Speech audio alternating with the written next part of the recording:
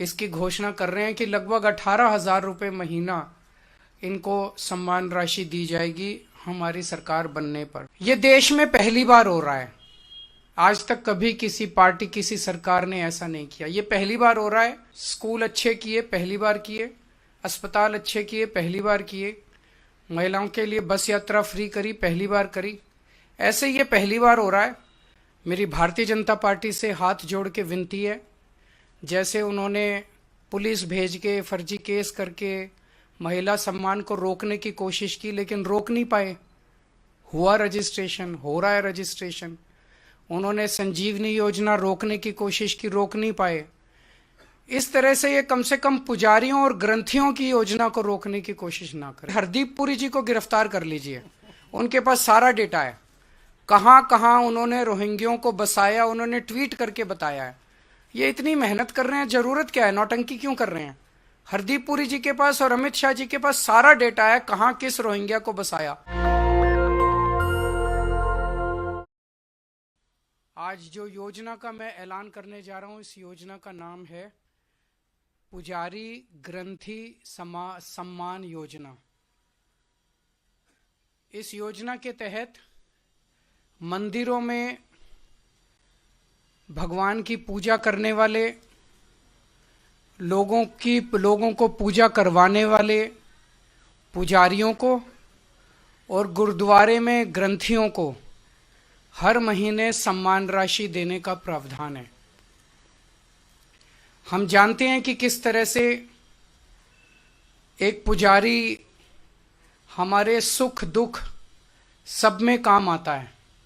हमारे घर में शादी हो, बच्चे का बर्थडे हो, कोई भी खुशी का मौका हो या कोई मौत हो जाए या कोई गम का मौका हो, हर वक्त पुजारी हमारे साथ होता है, हमारे को उसमें अपना कंट्रीब्यूशन करता है, भगवान की पूजा कराता है हमें।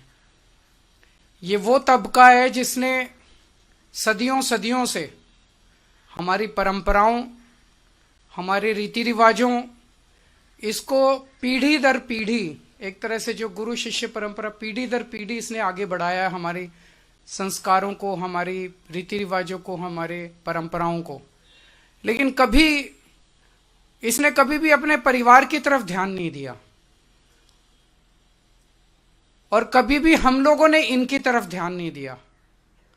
हम मंदिर जाते हैं, पूजा करते हैं, लेकिन कभी भी इनकी तरफ हमने ध्यान नहीं दिया।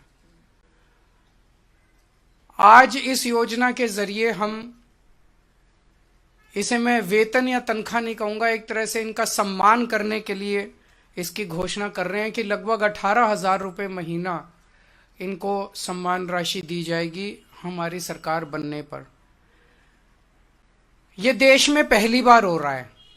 आज तक कभी किसी पार्टी, किसी सरकार ने ऐसा नहीं किया। यह पहली बार हो रहा है। जैसे दिल्ली में हमने कई काम पहली बार किए, स्कूल अच्छे किए, पहली बार किए। अस्पताल अच्छे किए, पहली बार किए। महिलाओं के लिए बस यात्रा फ्री करी, पहली बार करी। ऐसे ये पहली बार हो रहा है और मैं उम्मीद करता हूं कि भारतीय जनता पार्टी और कांग्रेस की सरकारें भी इससे सीख के अपने अपने राज्यों के अंदर पुजारियों और ग्रंथियों के सम्मान के लिए ऐसी योजनाएं लागू करेंगी। इस योजना का कल से रजिस्ट्रेशन चालू होगा।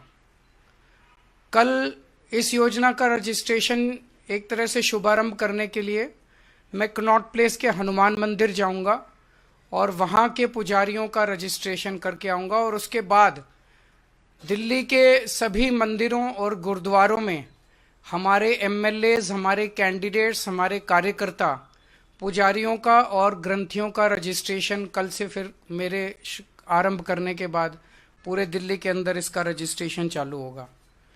मेरी भारतीय जनता पार्टी से हाथ जोड़ के विनती है, जैसे उन्होंने पुलिस भेज के फर्जी केस करके महिला सम्मान को रोकने की कोशिश की, लेकिन रोक नहीं पाए।